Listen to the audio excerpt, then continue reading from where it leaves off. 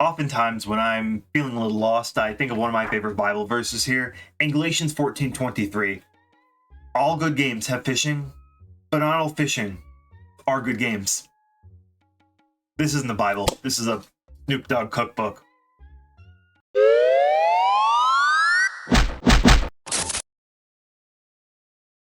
For when a game adds fishing, it is usually good. Think of some of the best games, and they have some sort of fishing minigame. I mean, see for yourself. Ocarina of Time, GOAT. Red Dead Redemption 2, GOAT. Animal Crossing, Stardew Valley, Hades, Minecraft, RuneScape, Breath of Fire 3, Final Fantasy 14, Fire Emblem 3 Houses, Skyrim, Toontown? Alright, you get the picture. Web fishing is just fishing. And that's why it's peak. Web fishing is a random game I was put on last year, but did not really get around to actually playing the game until this year. I played it and I was immediately sent to a different planet, I think.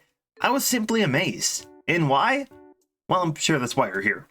Fishing is odd, something that I find incredibly boring and unfun in the real world. I only have caught one fish in my entire life. Minigames are also odd for me as well. I'm so hit or miss with game side content that I might just skip it out entirely. Mainly when a game halts any and all progression to start learning a side mode that may or may not be needed. I don't know, I think that sucks.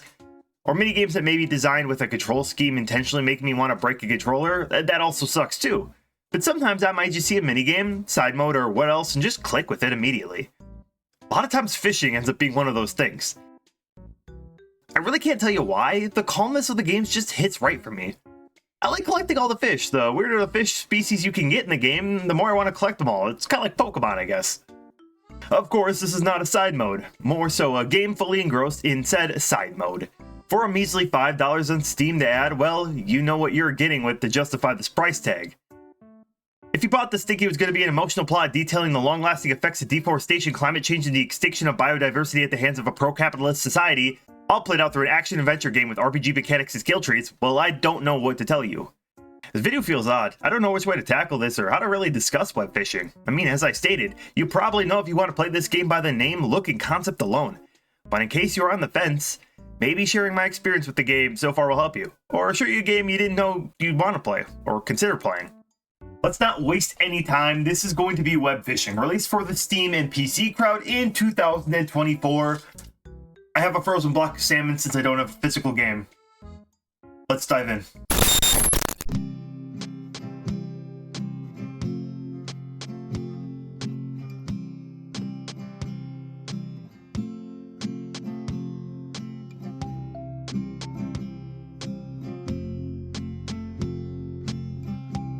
I lied, the original Web Fishing was actually released in 2022. Initially, a game made in 8 days as a part of a game jam. Think of a competition to make a game from scratch in a limited time. Of course, the game must have struck a chord with people as the game was remade, with a bit more in it, and now what we see in 2024.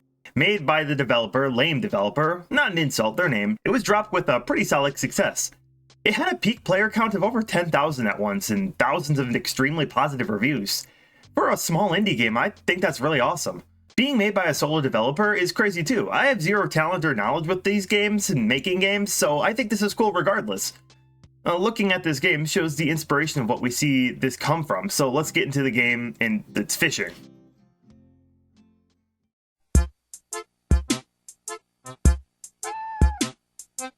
Look, it's nothing controversial to say that this game takes some heavy inspiration from Animal Crossing. No slight at all here, all comparison here is meant with the highest praise in mind. Animal Crossing to me is a super cozy, chill, and fun time to play.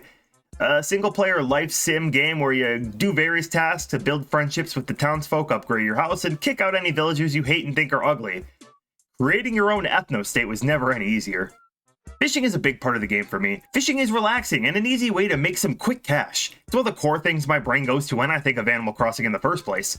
One thing I think the games lack is a social multiplayer aspect. Now hold up, there is multiplayer in these games, easier with the newer titles of course. New Leaf and New Horizons have some pretty cool online stuff. But I'm talking about more what we see in a co-op game or hell, even an MMO. I mentioned a few MMOs that had fishing as well in my previous little bit, as fishing and chatting with friends is an easy way to pass time. So moving into web fishing is taking the vibes of Animal Crossing while having a chat room for you and your friends to hang on fishing. A big feature is the web as well. It is online, meaning that you can have people in a lobby all around the world. Now, I have terrible social anxiety even in online games, and my first impression on booting up the game was seeing the top lobby to join was an 18+ roleplay lobby. Controversial, I know, but I think I wanted to pass on that being my first experience to this game. Well, let us start our own lobby to start. After a small tutorial, your basic animal avatar, and you are set out into the small island. The island you see here is really it. What did you expect? You start out in a little town square space with a main hut and an aquarium. Skipping the buildings for now, you get some bait in one of the many bait mounds and you find your preferred body of water. Cast your line for a simple fishing minigame. Hold the line and click the amount you see at any blockages. Get fish. The simplistic JPEG of each fish is super charming. Sell your fish, get money, rinse and repeat. There is no endgame or story in a sense, just go out and fish. Get better, and fish some more. The hut has your typical upgrades. Think things like more bait, faster reel speed, multiple hits per click on those blockages I mentioned, and so on. You can also buy rods, lures, more bait, and eventually fishing buddies. You first have to dump some money into upgrading the camp, so do that for your own sake. The rods are used for more flexing than anything, don't really give actual skill, but the game's way of showing off the achievements, so to speak, so I'll skip those for now.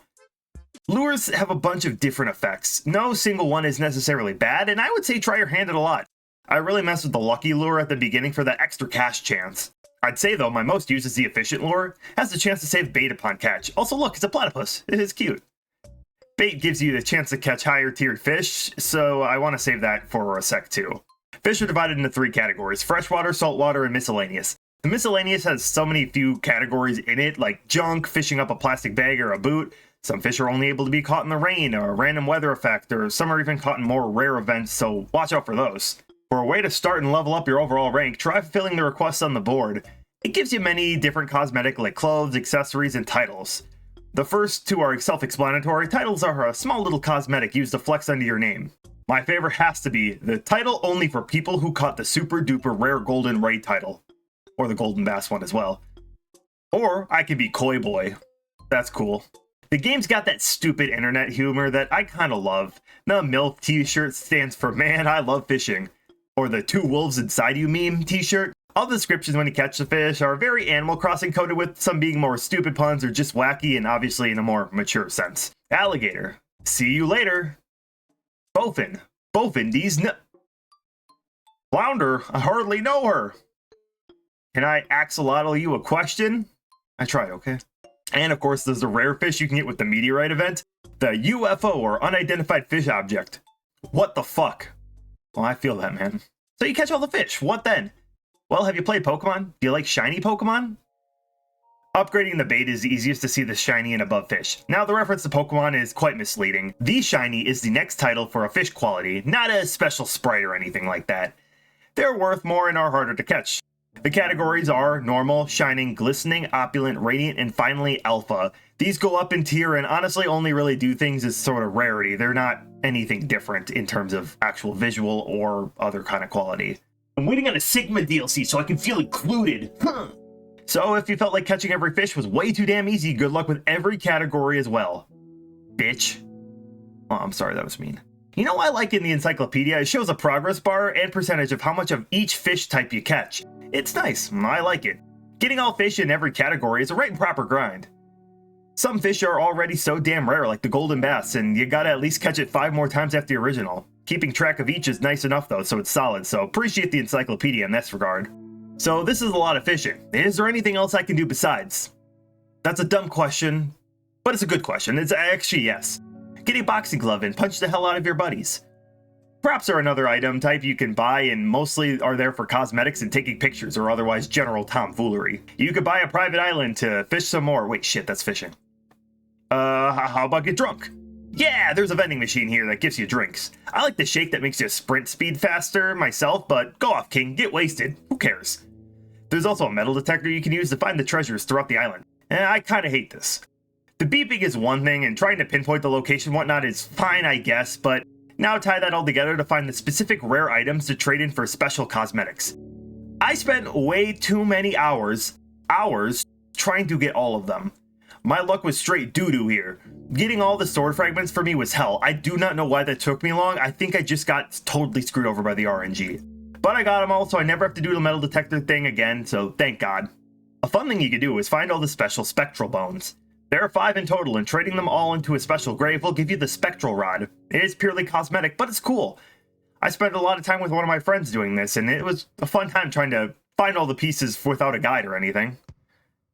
The other rods are granted upon collection of all the fish of a specific category, or spend 10 million on the moneybags ass rod here. It's also good to do the non-fishing things while you have your fishing buddies go fish for you. These little dudes fish out of a bucket and will catch the fish in the downtime. Getting these helps you up your catching rate, so you don't have to feel bad if you spend some time beating the shit out of people while the boys go fishing. Of course, that's really everything in terms of actual activities. You could just simply chill and chat with strangers or your online friends. It's obviously a big part of this title.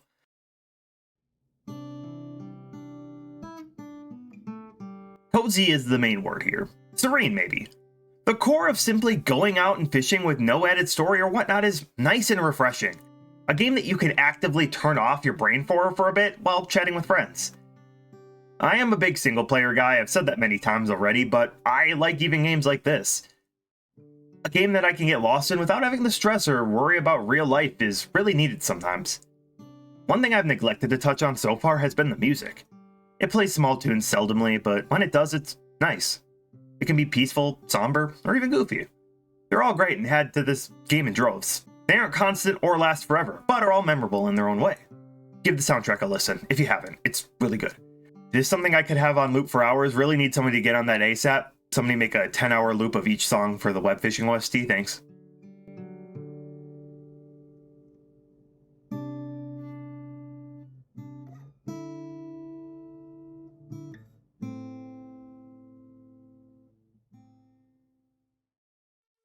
So in the end of it all, what does this mean to me?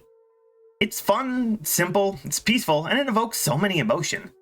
Not because the contents are something to dwell on per se, but I can use this game to think or talk. I think more games should strive to be like Webfishing. At its core, it keeps the roots of a video game. It understands that, but hits you right in the nostalgia, emulating similar emotions with something like childhood. Obviously, the more low-quality-esque graphics do that thing, but it reminds me of a game like Animal Crossing too, or hell, just any other kind of game in that era. Just hanging out with friends and goofing off is sometimes all you need. Life moves fast. So damn fast that regardless of what happens, the world doesn't stop for you. Well, it kinda sucks, in all honesty. This game invokes those feelings of playing a nostalgic game with its graphics. Gives a revival to something that kinda has faded away. It calls back to a better time so flawlessly, and I think that's what strikes a chord with me so much. Keep saying this game is simple or cozy because it brings me back to a time as a kid with my friends when that was all the case all the time. There was no big stressors in my life. So grab a rod. Be a furry. Get drunk. Punch your friends. Just have some fun. I can play this game just to catch some fish in downtime or play with friends. I think it's still really fun alone, but together makes the game a whole lot of difference.